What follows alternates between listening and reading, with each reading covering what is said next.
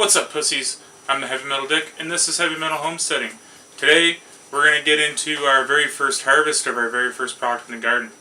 Let's make this happen.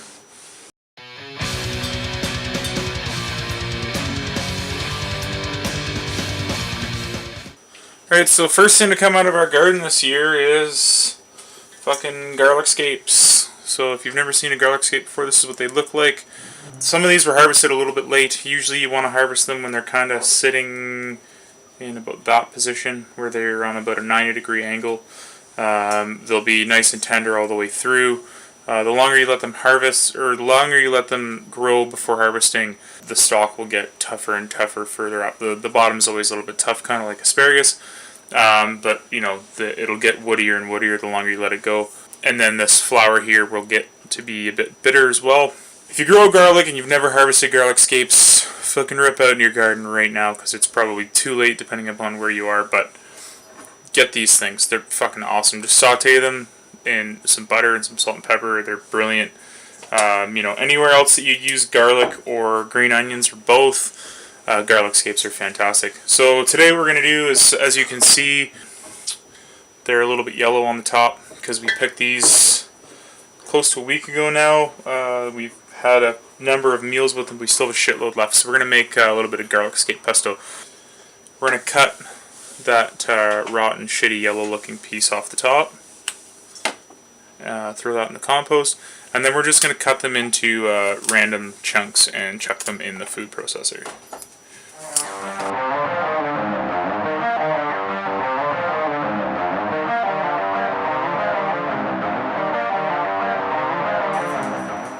I guess that's about all the garlic scapes we can fit in the food processor right now. We only have a few left in the bowl, but we're going to start processing it just to make some space. We're going to put a fair bit of olive oil in there, as everybody knows. If you've ever made pesto before, it uses quite a bit of olive oil.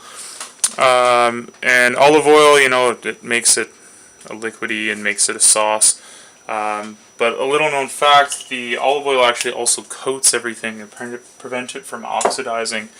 That's why whenever you have pesto that you've got in a jar in the fridge, when the top layer of it ever goes black, it's because only oxygen contacts the little bit of leaves that are poking out of the top of the oil. If you want to stop that from happening, when you're done with your pesto, just pour a little bit of olive oil on top. It will eventually get a little bit more watered down, but it won't go black. If that bothers you, that's one way to stop it. We're going to use a little bit of fresh squeezed lemon. That's right, I'm too fucking cheap.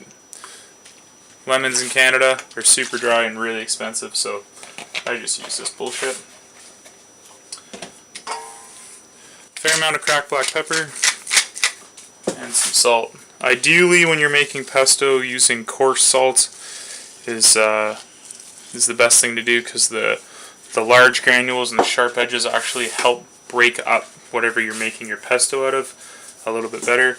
Traditionally, pesto uses pine nuts. With garlic scapes, I don't like the pine nuts. I think that their fragrance is a little bit off. So I like to use walnuts instead. I think that walnuts and garlic go together well. They've got a similar sort of robust, earthy dirt flavor to them. So I'm using walnuts. If you're a fucking purist and your butt hurt that I'm using walnuts, fire something in the comments, but it's not going to stop me. I don't give a shit. I like it. And I'm making this for me. So fuck you.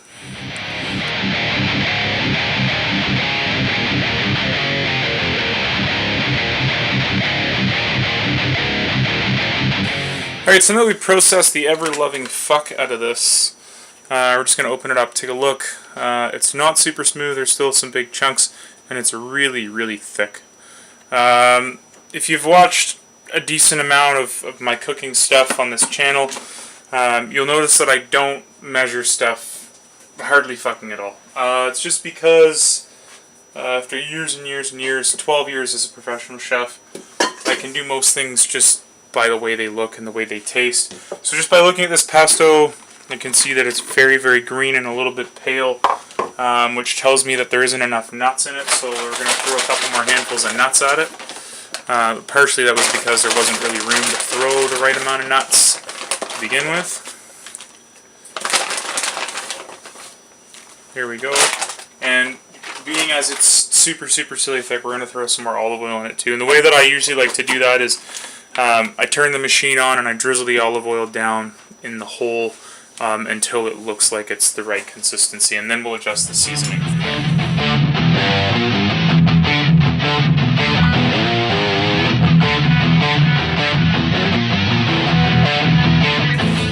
Alright, so we've got this now to a point where it's a consistency that I'm happy with. It's loose enough that it moves freely for the most part.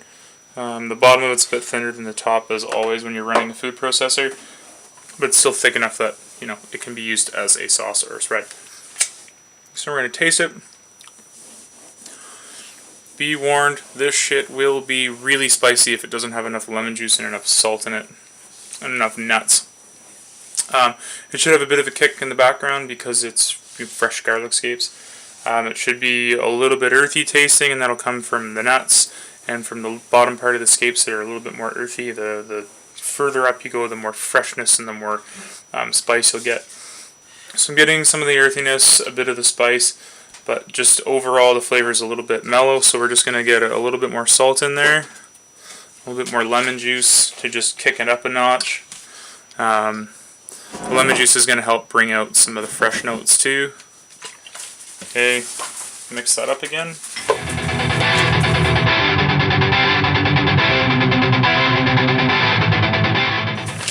Let's have another taste. And as you can see, that lemon juice has softened it up a little bit more too. Beautiful, we got some earthiness, a little bit of sweetness, some really nice freshness, and a really good peppery punch in the back of the throat. There you have it, simple and easy. Garlic Scape Pesto. Another thing I just want to mention is that I don't put Parmesan cheese in my Garlic Scape Pesto just because I don't like the way it tastes. It's just a personal thing.